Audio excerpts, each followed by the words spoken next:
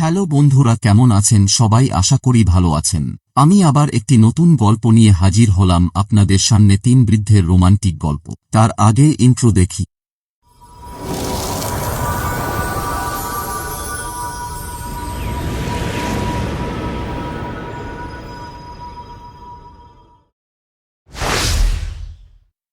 একবার একটি গ্রামে একজন মহিলা তার বাড়ির বাইরে 3 জন বয়স্ক পুরুষকে চুপচাপ বসে থাকতে দেখেন।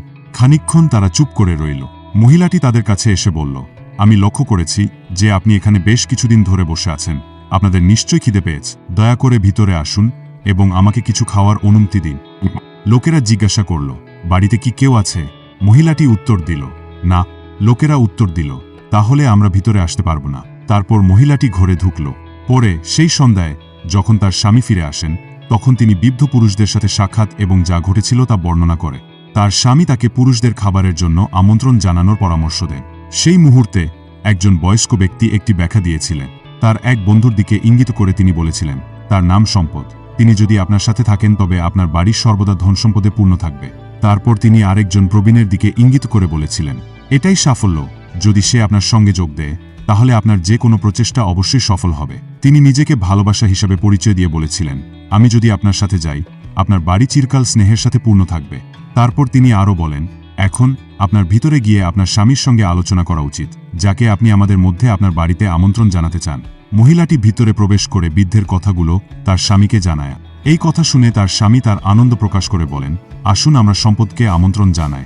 তিনি আসুন এবং আমাদের বাড়ি প্রাচুর্যে ভরে দিন। সেই মুহূর্তে একজন বয়স্ক ব্যক্তি একটি ব্যাখ্যা দিয়েছিলেন। এক বন্ধুর দিকে ইঙ্গিত করে সে বলে, স্ত্রী তার মতবিরোধ প্রকাশ করে বলেন, না, কেন আমাদের জীবনে সাফল্যকে আমন্ত্রণ জানানো উচিত নয়? তাদের কথা মেয়ের স্বামী এই কথোপকথন শুনছিলেন। তিনি তাদের কাছে গিয়ে পরামর্শ দেন, আমাদের বাড়িতে প্রেমকে আমন্ত্রণ জানানো কি ভালো হবে না? এভাবে আমাদের বাড়ি চিরকাল ভালোবাসায় ভরে যাবে। স্বামী স্ত্রী তার প্রস্তাবে রাজি হন। মহিলাটি তখন বাইরে গিয়ে বলে, তোমাদের মধ্যে কে প্রেম? দয়া করে ভিতরে আসুন এবং আমাদের অতিথি হন। ভালোবাসা বাড়ির দিকে হাঁটতে শুরু কর। সেই মুহূর্তে অন্য দুজনও উঠে দাঁড়ায় এবং তাকে অনুসরণ করতে শুরু কর। মহিলা জিজ্ঞাসা করলেন, আপনি উল্লেখ করেছেন যে সবাই একসঙ্গে আসতে পারে না। আমি শুধু ভালোবাসাকে আমন্ত্রণ জানাচ্ছি। তুমি ভিতরে এলে কেন?